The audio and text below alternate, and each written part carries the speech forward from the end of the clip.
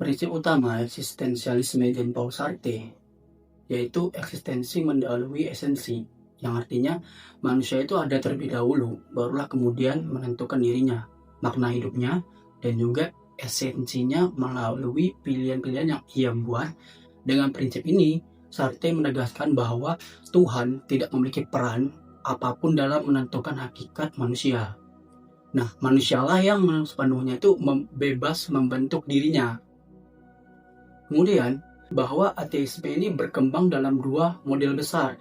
Yang pertama yaitu model kritik sains, diwakili oleh tokoh-tokoh modern seperti Richard Dawkins, Sam Harris, Daniel Dennett, dan Christopher Hitchens.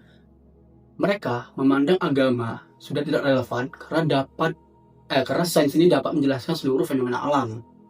Yang kedua itu adanya model kritik moral yang sebenarnya sudah ada sejak Epikuros di era Yunani. Nah, Epikuros ini mengkritik gagasan Tuhan dari sisi moralitas dan menunjukkan paradoks dalam kepercayaan religius. Namun, pandangan Sartre ini dan para eksistensialis seperti Heidegger berbeda. Bagi mereka, moralitas itu tidak berasal dari Tuhan, kitab suci, doktrin agama, atau sistem nilai eksternal. Moralitas adalah hasil dari pilihan manusia karena eksistensi manusia itu muncul lebih dulu. Manusia sendirilah yang kemudian menciptakan nilai, makna, dan moralitas bagi hidupnya. Dari sini, Sartre kemudian menyimpulkan bahwa dasar universal moral adalah humanisme, bukan agama. Nah, setelah itu, perbedaan mendasar antara eksistensi dan esensi adalah eksistensi itu menjawab pertanyaan, adakah sesuatu itu? Esensi menjawab pertanyaan, apa hakikatnya? Nah, eksistensialisme sendiri terbagi dalam 3 arus besar. Yang pertama, ada eksistensialisme teis yang dipelopori oleh Kierkegaard, Jasper, dan juga Marcel. Mereka menekankan bahwa keimanan adalah pilihan bebas yang sadar. Kemudian yang kedua ada eksistensialisme dalam Islam. Nah, ini diwakili oleh tokoh-tokoh Persia seperti Mulia Sadra yang menegaskan bahwa eksistensi itu lebih fundamental daripada esensi. Dan eksistensi tertinggi adalah Tuhan. Ini adalah eksistensialisme dalam kerangka teisme. Yang ketiga itu ada eksistensialisme ateis Sartre. Nah, arus ini menolak peran Tuhan dalam struktur keberadaan manusia. Inilah yang dibahas dalam eksistensialisme is humanism. Sartre kemudian dikontraskan dengan pandangan tradisional sebelum abad ke-18 yang menempatkan esensi mendahului eksistensi. Nah, dalam pandangan teologis, manusia memiliki esensi tetap yang sudah ditetapkan Tuhan atau kitab suci sebelum dia lahir. Nah, Sartre menolak gagasan ini karena ketika gagasan tentang Tuhan ditinggalkan, maka tidak ada lagi hakikat manusia yang baku. Karena itu, manusia lahir tanpa esensi, lalu membentuk dirinya sendiri melalui pilihan, tindakan, kecemasan, dan perjuangannya menjalani hidup. Konsekuensi utama dari pemikiran ini adalah kebebasan mutlak.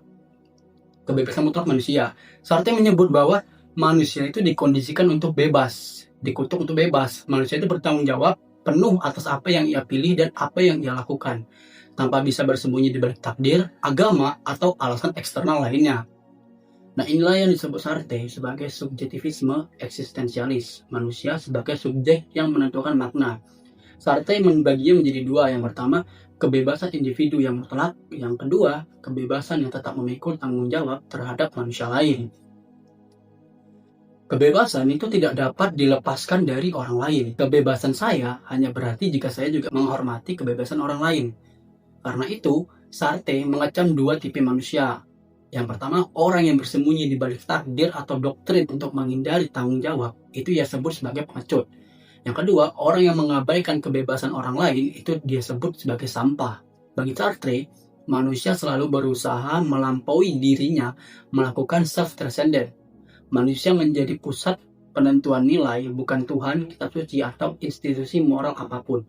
Untuk memperjelas konsepnya, Sartre mengangkat kasus seorang mahasiswa yang mengalami dilema moral antara memilih ikut perang untuk membalas kematian kakaknya atau kembali mengurus ibunya yang miskin dan membutuhkan bantuan.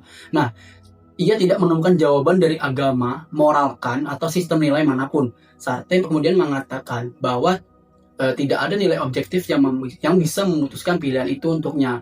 hanya mahasiswa itulah yang bisa memberikan nilai atau menetapkan apa yang bernilai baginya.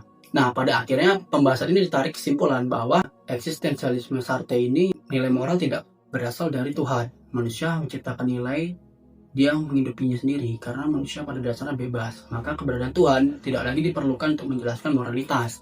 Bahkan jika Tuhan benar-benar ada, itu pun tidak mengubah kenyataan eksistensial bahwa manusia sendirilah yang menafsirkan hidup, membuat keputusan moral, dan menentukan makna keberadaannya.